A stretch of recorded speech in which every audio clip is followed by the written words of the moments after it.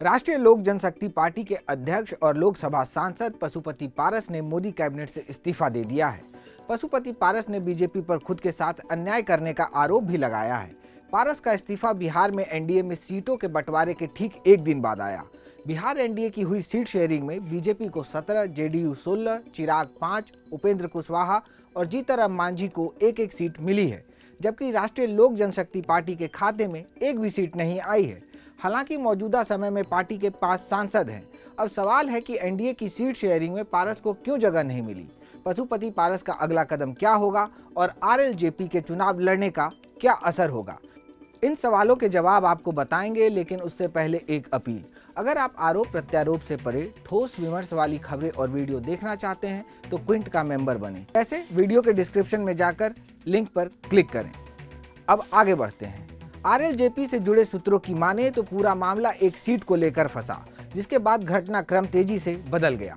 दरअसल पशुपति कुमार पारस और चिराग पासवान दोनों हाजीपुर से चुनाव लड़ना चाहते थे। ऐसे में बीजेपी के सामने संकट बड़ा था, लेकिन पार्टी ने चिराग का चुनाव किया।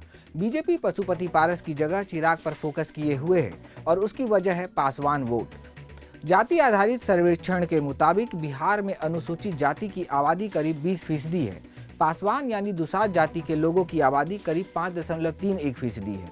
बीजेपी को लगता है कि पासवान का जुड़ाव चिराग के साथ है। दरअसल हाजीपुर सीट दिवंगत नेता रामविलास पासवान का गढ़ रहा है। वो 9 बार यहाँ से सांसद रहे हैं। 2019 में रामविलास पासवान ने ही पशुपति पारस को हाजीपुर से चुनाव लड़ाया था, जिसके बाद वो लोकसभा के सदस्य चुने गए थे। लेकिन रामविलास के निधन और एलजेपी में टूट के बाद पूरी स्थिति बदल गई। पशुपति पारस सभी सांसदों को लेकर अलग हो गए और पार्टी पर कब्जा जमा लिया, जिसके बाद चिराग अकेले पड़ गए। हालांकि इस दौरान चिराग ने कभी बीजेपी और पीएम मोदी के खिलाफ कोई टिप्पणी नहीं की, बल्कि खुद को प्रधानमंत्री का हनुमान बताया, जो उनके लिए प्लस पॉइंट रहा। इतना ही नहीं, पार्टी में टूट के बाद से चिराग पासवान ने साल 2021 के अंत में बिहार की 2 सीटों पर उपचुनाव लड़े थे। इन दोनों सीटों पर चिराग ने अपने उम्मीदवारों को निर्दलीय मैदान में उतारा था और करीब 6% वोट हासिल किए। चिराग के साथ वोटों की इस ताकत को देखते हुए बीजेपी ने भी कुढ़नी समेत बिहार के कई विधानसभा उपचुनावों में चिराग से अपने उम्मीदवार के लिए प्रचार करवाया था। हालांकि इस दौरान वो एनडीए का हिस्सा नहीं थे। जानकारी के अनुसार चिराग, जो अभी जमुई से सांसद हैं, और पशुपति पारस दोनों हाजीपुर से लड़कर खुद को रामविलास पासवान का उत्तराधिकारी बताना चाहते हैं। उनको लगता है कि जो हाजीपुर से लड़ेगा वही रामविलास पासवान की राजनीतिक विरासत का असली हकदार होगा। पशुपति पारस यह दावा करते रहे हैं कि रामविलास पासवान के असली राजनीतिक उत्तराधिकारी वही हैं और रामविलास पासवान ने खुद जीवित रहते हुए उन्हें हाजीपुर सीट से चुनाव लड़वाया था। इसके अलावा दोनों खुद को पासवानों का बिहार में सबसे बड़ा नेता भी बनाने की होड़ में जुटे हैं, इसलिए हाजीपुर को लेकर रार मची है। सूत्रों की माने तो अगर हाजीपुर सीट बीजेपी पशुपति पारस को दे देती तो वह सभी शर्तों को मानने के लिए तैयार हो जाते।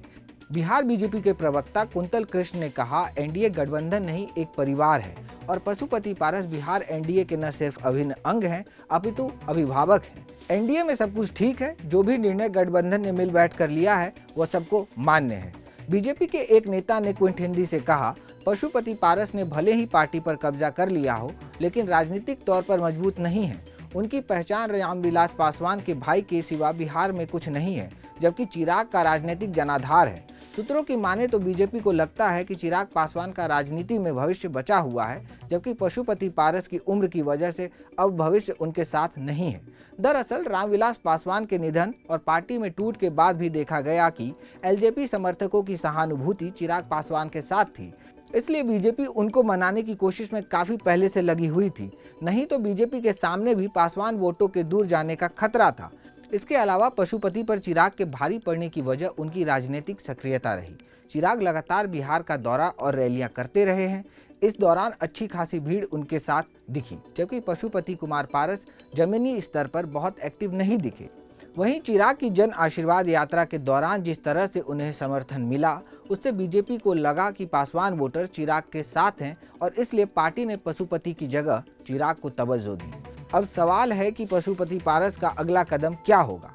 पारस ने साफ कह दिया है कि वो और उनके सभी सांसद लोकसभा का चुनाव अपनी मौजूदा सीट से लड़ेंगे, यानी हाजीपुर में चिराग पासवान के सामने उनके चाचा होंगे। लेकिन क्या वो अकेले चुनाव लड़ेंगे या महागठबंधन के साथ, ये अभी साफ नहीं है। हालांकि सूत्रों की माने तो आरजेडी की तरफ से पशुपति कुमार पारस को कुछ ऑफर दिया जा सकता है, लेकिन 5 सीट मिलना मुश्किल है।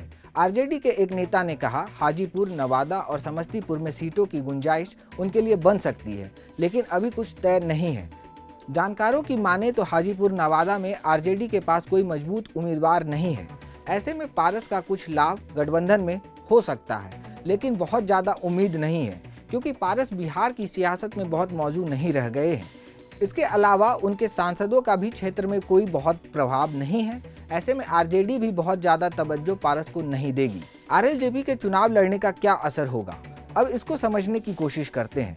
रामविलास पासवान के समय से ही पशुपति कुमार पारस संगठन का काम देखते रहे हैं, लेकिन उनके पास मजबूत जनाधार नहीं है।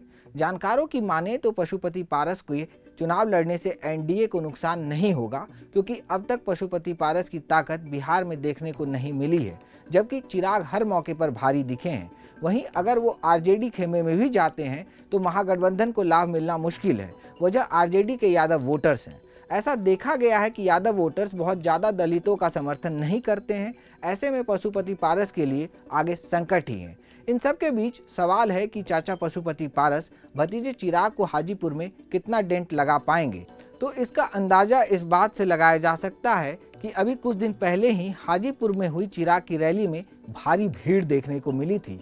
इस दौरान वहां चिराग और रामविलास पासवान के समर्थन में जमकर नारे लगे थे, जबकि पशुपति पारस अब तक हाजीपुर में केंद्रीय मंत्री रहते हुए भी कोई बड़ी जनसभा तक नहीं कर पाए हैं। देश दुनिया की तमाम बड़ी खबरों के लिए जुड़े रहिए क्विंट हिंदी के साथ।